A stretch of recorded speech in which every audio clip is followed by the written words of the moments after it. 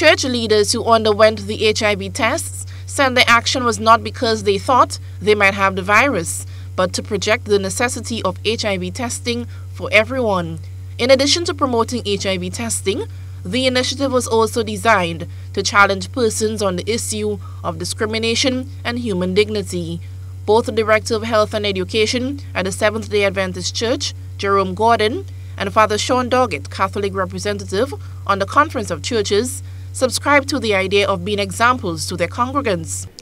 Normally, the clergy practices chastity and are supposed to have very high moral standards, but even in pastoral care there is some level of vulnerability, because you may go to see a parishioner whose husband is being abusive and the person rushes onto you as refuge, and the person is bleeding, and that exposure to the blood. Also, the clergy might be involved in an automobile accident with cuts and bloods flying over. So clergy folks are exposed to some extent, and therefore we must be a part of the discussion. We must be exemplary.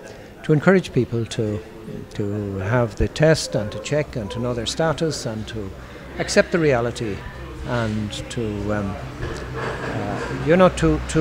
know the consequences of lifestyle and behavior. But what about if any of the test results are positive? What then? You tickle me with that question.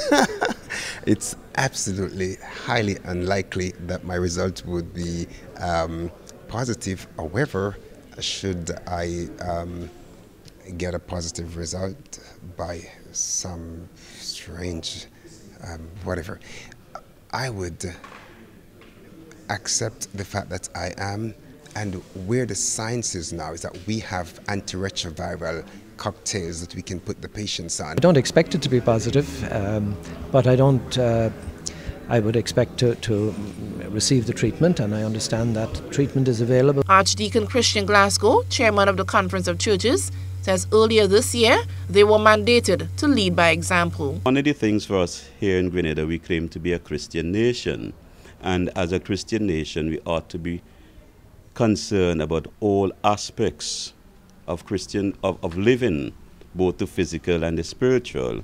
And this HIV and AIDS issue is a physical matter that as pastors we need to be able to have a voice in. Archdeacon Glasgow says the conference will continue to advocate to their leaders the importance of addressing these societal realities and how they should be tackled.